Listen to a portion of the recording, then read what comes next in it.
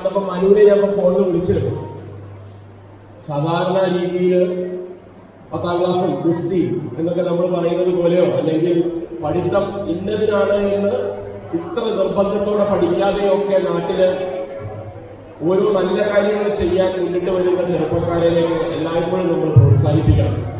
മനു കേന്ദ്രത്തിൽ നടത്തുന്നു, ഇതുപോലെ ഒരു ഇവന്റ് ഹോളോടൊപ്പം സംഘടിപ്പിച്ചു, പുറത്ത് പരിപാടികൾക്കുള്ള സ്ഥലമുണ്ടായി.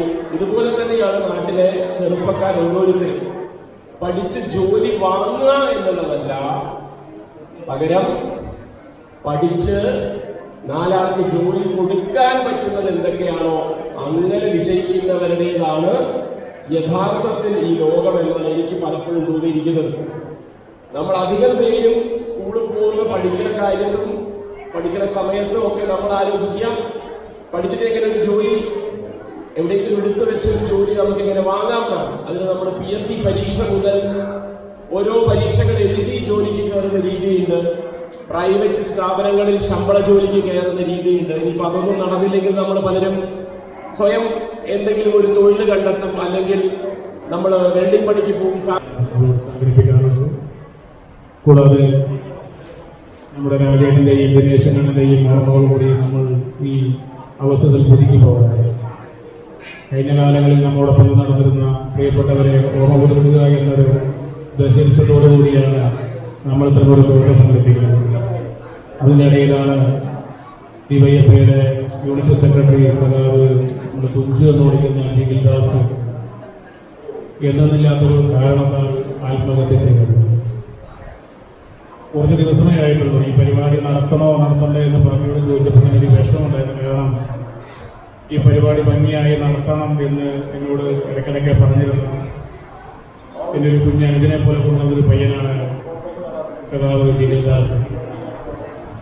അതൊരു വലിയ വിഷമത്തിനിടയിലും ഞങ്ങൾ നടത്താൻ തീരുമാനിച്ചത് അവരുടെ ഒരു ആഗ്രഹം കൂടിയായിരുന്നു എന്നതുകൊണ്ടാണ്. കുട്ടികൾ എന്തെന്നില്ലാത്തൊരു കാരണത്തെ കടന്നു പോകുമ്പോഴുള്ള വിഷമം നമുക്ക് പറഞ്ഞു തയ്ക്കാൻ കഴിയില്ല. ആ വിഷമത്തോടുകൂടി നമ്മളെല്ലാവരും ഒരു മിനിറ്റ് സഖാവിൻ്റെ നിര്യാണത്തിൽ അനുശോചനകൾക്ക് വേണ്ടി അവിടെ മൊബൈൽ നോക്കിക്കൊണ്ട് തിരക്കിലാണ്. 2 മിനിറ്റ് സൈലൻ്റായത് ഞാൻ വേഗം അവസാനിക്കില്ല. നമ്മളെ സംബന്ധിച്ച് ഇവിടെ പലരും ഒട്ടേറെ വിദ്യാഭ്യാസ രംഗത്ത് അല്ലെങ്കിൽ SSLCക്കും +2 എല്ലാം A+ വാങ്ങിച്ച് ഇങ്ങനെ ചാരി ഇരിക്കേണ്ടാവും. എന്നാൽ നിങ്ങൾക്കുള്ളതാണ് കാര്യമായി ചെയ്യും. അത് നിങ്ങൾ നല്ല പോലെ പഠിച്ച് അധ്വാനിച്ച് നേടിയതാണ്.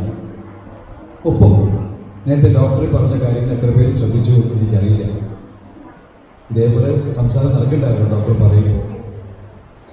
നമ്മളെ സംബന്ധിച്ച് ഒറ്റ കാര്യമുള്ളൂ, പഠനത്തിൽ A+ വാങ്ങിച്ച പോലെ ജീവിതത്തിൽ A+ വാങ്ങിക്കണം.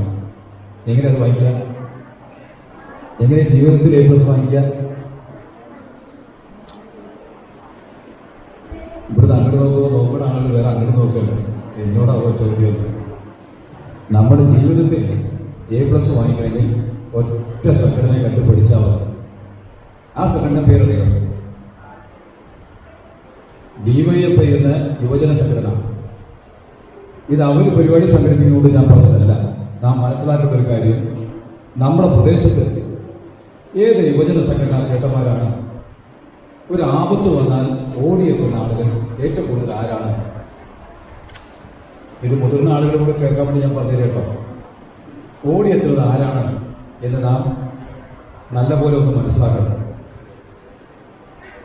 Sreekrishna college for health care and media studies, BVOC, medical app, nursing diploma, paramedical കോഴ്സുകളിലേക്ക് അഡ്മിഷൻ ആരംഭിച്ചിരിക്കുന്നു. മികച്ച ആശുപത്രികളിലും ഫാർമസികളിലും പരിശീലനം. ദാരിദ്ര്യരേഖയ്ക്ക് താഴെയുള്ളവർക്ക് പ്രത്യേകാനുകൂല്യങ്ങൾ. കൂടാതെ ഓൺലൈൻ ക്ലാസുകളും ഇവിടെ ലഭ്യമാണ്. 9800 വനിതകൾക്ക് ജോലി നേടിക്കൊടുത്ത വടക്കാഞ്ചേരിയിലെ 28 വർഷത്തെ പാരമ്പര്യമുള്ള അംഗീകൃത സ്ഥാപനം. +2 തോറ്റവർക്കും ജയിച്ചവർക്കും പ്രവേശനം. Sreekrishna college for health care and media studies, Ottupara bypass junction,